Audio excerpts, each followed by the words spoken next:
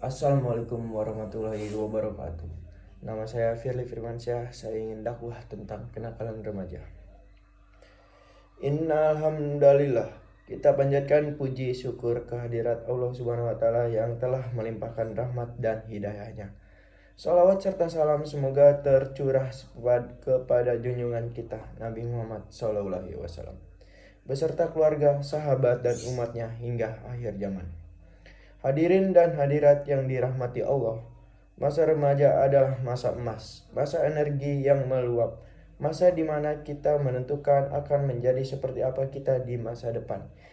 Islam memandang masa ini sebagai fase potensial, di mana catatan amal kebaikan kita masih panjang. Namun, jika salah arah, masa ini juga bisa menjadi masa fase krisis yang kita kenal dengan istilah kenakalan remaja. Definisi dan bentuk kenakalan remaja adalah segala bentuk perilaku menyimpang dari norma agama, sosial, dan hukum. Ini bukan hanya tentang tawuran atau narkoba, namun juga termasuk perbuatan kecil yang terus-menerus dilakukan seperti ada gaya hidup hedonis. Gaya hidup hedonis adalah berlebihan dan boros. Contohnya boros memakai uang atau apa. Yang kedua ada pergaulan tanpa batas, berpacaran yang mendekati sampai zina. Yang ketiga ada kecanduan. Contohnya kecanduan game atau media sosial hingga melupakan kewajiban seperti sholat. Peringatan Allah tentang bahayanya kerusakan. Allah Subhanahu wa taala berfirman dalam Al-Qur'an surat At-Tahrim ayat 6. Ayyuhallazina amanu qu anfusakum wa ahlikum naraw wa quduhan nasu wal ijaratu alayya malaikatun giladun syaidatul la yasunallahu ma'amarahum wa yaf'aluna ma'yamarun. Artinya, wahai orang-orang yang beriman,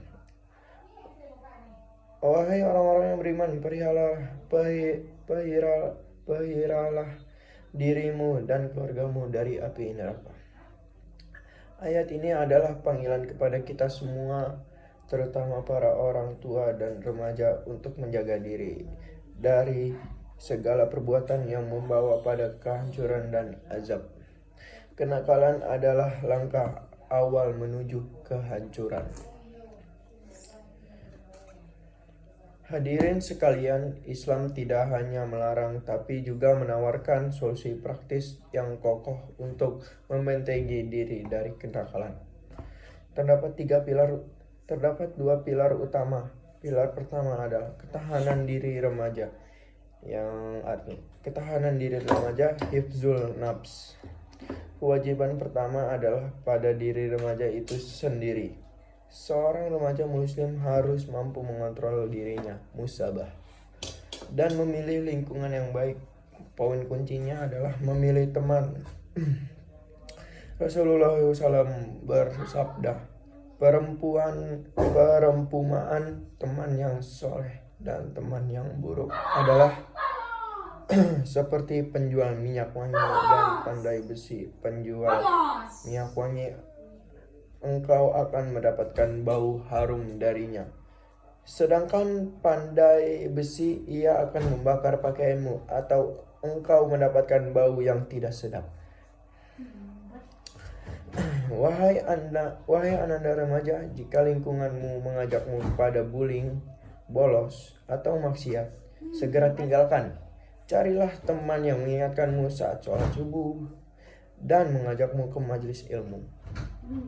Pilar kedua, kehangatan dan perhatian keluarga. Al-usrah.